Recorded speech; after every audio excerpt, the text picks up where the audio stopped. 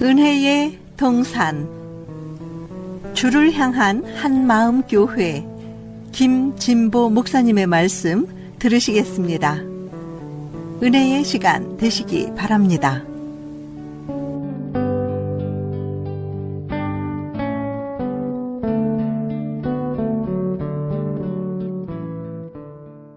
사랑하는 애청자 여러분, 한 주 동안 평안하셨습니까? 오늘 하나님께서 주신 말씀은 고린도전서 15장 12절에서 22절까지의 말씀으로 부활의 중요성이라는 말씀을 가지고 함께 은혜를 나눴으면 합니다. 예수님께서 부활을 하셨다는 것은 예수님께서 지금도 살아 계시다는 것입니다. 예수님의 부활을 믿는 것은 곧 예수님께서 지금도 살아 계셔서 예수님께서 유대에서 구원 사역을 하셨던 것처럼 지금도 그 시대와 똑같이 구원 사역을 하신다는 것입니다. 그 시대의 제자들과 함께 하셨던 것처럼 지금도 우리와 함께 하신다는 것을 믿는 것입니다. 그렇다면 이렇게 부활이 우리의 신앙에 있어서 이렇게 중요한 것이며 예수의 부활의 목적이 무엇인가에 대해서 함께 나눠보았으면 합니다. 로마서 4장 25절에 보면 예수는 우리가 범죄한 것 때문에 내줌이 되고 또한 우리를 의롭다 하시기 위하여 살아나셨다고 했습니다. 예수님의 부활의 목적은 우리를 의롭게 하시기 위함이라고 선포하고 있습니다. 우리가 의롭다고 하나님께서 여겨주시기 위해 예수님께서 부활하셨다는 것입니다. 어떤 사람도 하나님께로부터 의롭다고 여김을 받지 못하면 하나님의 영광의 나라에 들어갈 수가 없습니다. 그러나 하나님께서는 예수님의 부활을 믿는 모든 사람들을 의롭다고 여겨주신다고 언약하셨습니다. 예수님의 부활을 믿는 사람은 누구나 하나님께서 의롭다고 여겨주시는 것입니다. 하나님께서 우리를 의롭게 여겨주신다는 것은 하나님께서 우리를 죄인으로 여기시다가 하나님의 마음에 변화가 일어나 우리를 죄를 한 번도 짓지 아니한 의인으로 여겨주신다는 의미인 것입니다. 왜냐하면 하나님께서는 우리 죄를 짊어지시고 십자가에 달려 돌아가셨다가 우리를 의롭게 하시기 위해 부활하신 예수님을 통해 우리를 보시기 때문인 것입니다. 예수님께서는 우리의 모든 죄와 허물을 지시고 우리 대신 죽으셨습니다.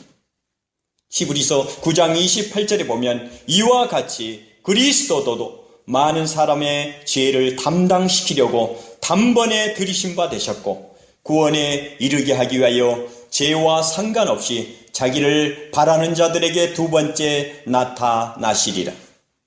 하나님께서는 예수님께서 죄값을 치러주셨던 것을 인정해 주셨기에 예수님을 영접한 모든 사람들을 죄인으로 여기지 아니하고 의인으로 여겨주셨던 것입니다. 그러므로 예수님을 구주로 믿고 영접한 모든 사람들은 하나님 앞에서 죄가 없어졌다고 담대하게 선언하게 되는 것입니다. 로마서 5장 1절에 보면 그러므로 우리가 믿음으로 의롭다 하심을 받았으니 우리 주 예수 그리스도로 말미암아 하나님과 화평을 누리자. 이것이 바로 부활의 첫째 목적인 것입니다. 부활의 또 다른 목적은 위에서도 언급했습니다. 예수님께 하나님이심을 선포하여 알리는 것입니다. 예수님께서 무덤에서 살아나신 순간 예수님은 하나님의 아들이심이 온 세상에 선포된 것입니다.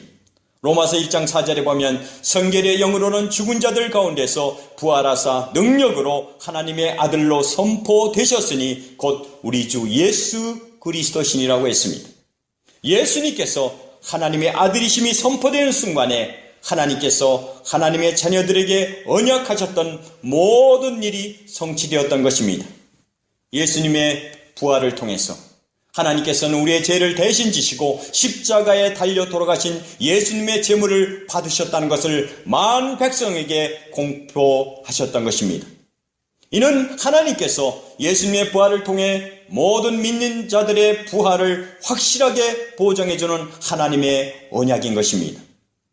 데살로니가전서 4장 14절에서 17절까지의 말씀을 보면 우리가 예수께서 죽으셨다가 다시 살아나심을 믿을진대 이와 같이 예수 안에서 자는 자들도 하나님이 그와 함께 데리고 오시리라. 또는 자는 자들을 예수로 말미암아 우리가 주의 말씀으로 너희에게 이것을 말하노니 주께서 강림하실 때까지 우리 살아남아 있는 자도 자는 자보다 결코 앞서지 못하리라. 주께서 호령과 천사장의 소리와 하나님의 나팔 소리로 친히 하늘로부터 강림하시리니 그리스도 안에서 죽은 자들이 먼저 일어나고 그 위에 우리 살아남은 자들도 그들과 함께 구름 속으로 끌어올려 공중에서 주를 영접하게 하시리니 그리하여 우리가 항상 주와 함께 있으리라. 우리를 창조하신 하나님의 언약에 따라 예수님의 부활을 믿는 우리는 죽음 이후에 반드시 영생으로 부활할 것입니다. 왜냐하면 우리의 첫 열매가 되신 예수 그리스도께서 부활하셨기 때문입니다. 요한복음 14장 19절에 보면 조금 있으면 세상은 다시 나를 보지 못할 것이로되 너희는 나를 보리니 이는 내가 살아있고 너희도 살아있겠습니다. 그리하여 이에 대해 사도 바울은 다음같이 말씀하고 있습니다.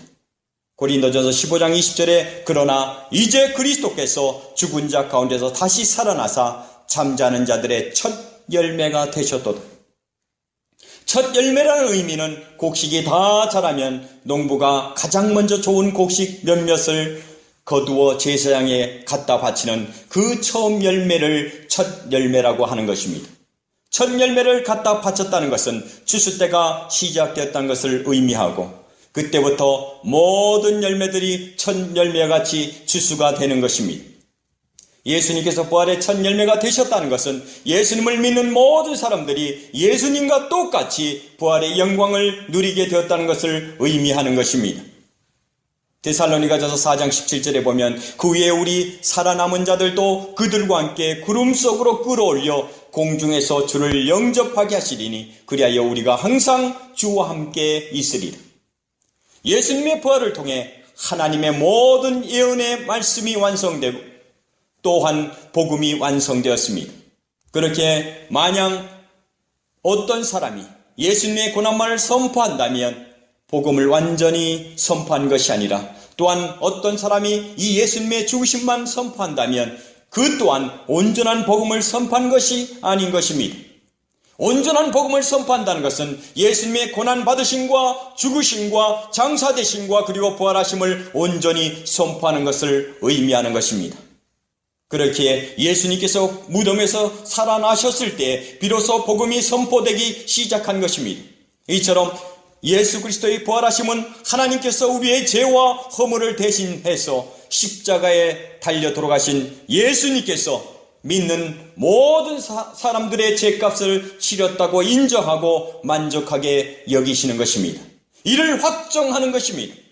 2000년 전에 시간과 공간을 초월하시는 하나님이신 예수님께서는 우리가 지었고 우리가 짓고 있고 우리가 질 모든 죄를 대신 지시고 십자가에 달려 죽으셨습니다. 이사야 53장 6절에 보면 우리는 다 양 같아서 그릇 행하여 각기 제 길로 갔거늘 여호와께서는 우리 모두의 죄악을 그들에게 담당시켰다고 말씀하고 있습니다.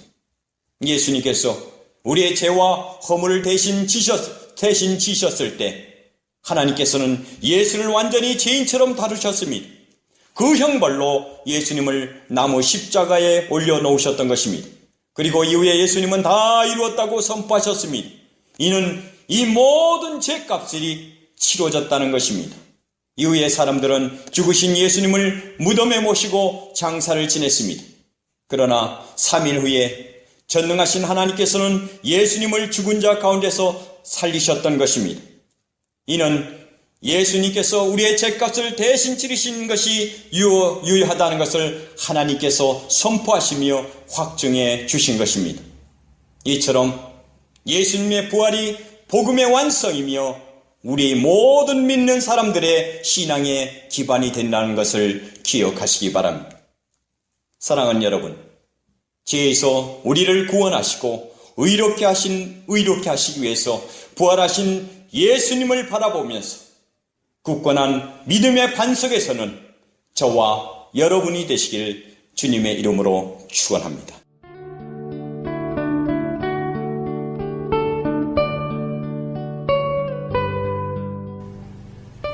지금까지 주를 향한 한마음 교회 김진보 목사님이었습니다.